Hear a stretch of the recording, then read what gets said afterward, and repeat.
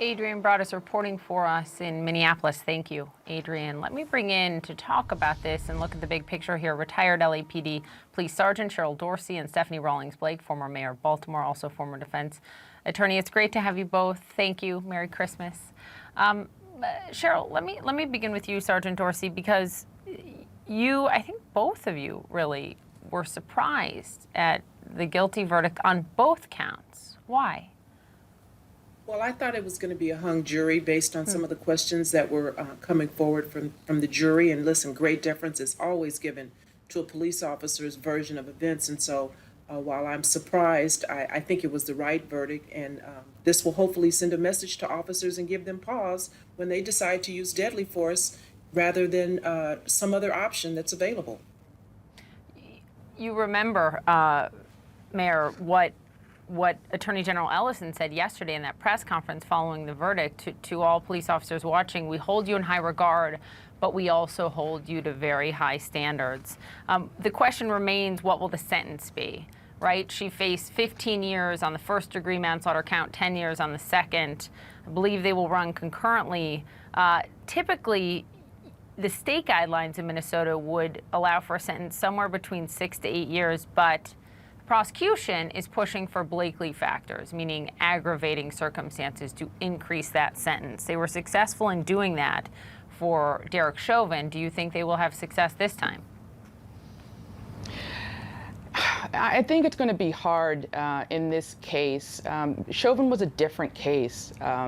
With Potter, you had someone who'd never been accused of excessive force, no problems on the job. The heightened sentencing guidelines, I don't know if it fits. And with respect to the AG, I feel for Daunte Wright's family. This was a tragedy, but everyone involved, the defense and the prosecution, says it was a tragic accident. And when the Attorney General says, we hold you in high regard, that really goes against what happened in the courtroom, where the prosecutors basically called the police officers liars. So I think, there's a lot to balance when you look at sentencing. And I would not be surprised if the prosecutors gave an olive branch and did not go for very, very high sentencing.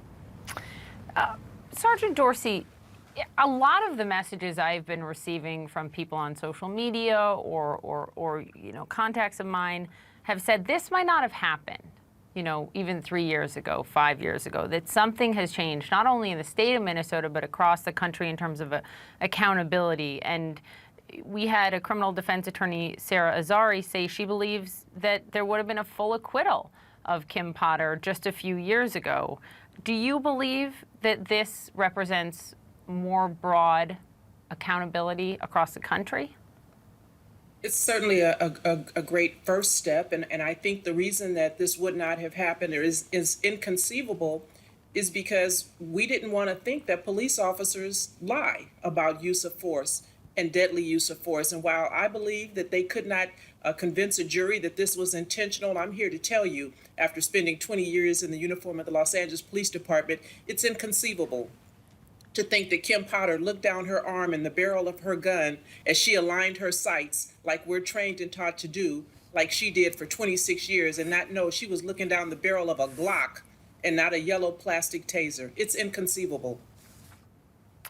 Mayor, legal analyst and defense attorney Mark O'Mara said something interesting that caught my eye, that he believes Potter's reaction seems to stem from implicit bias. And he talked about police departments needing to truly train law enforcement to rethink their perspective here. We all heard what she testified and said, this was a mistake, that she had mistaken her taser for her gun. Do you think that this is a question of insufficient training, or better screening, or also more training on implicit bias?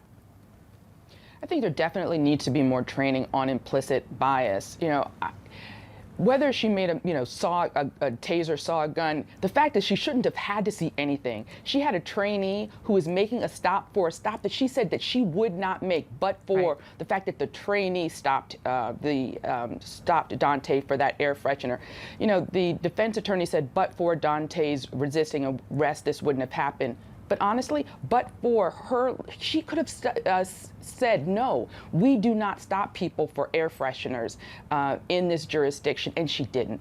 And that's where the bias comes in, I believe. Such an important point. Thank you both very, very much. Stephanie Rawlings, Blake Sherrill, Dorsey, have a healthy, safe, and happy holiday.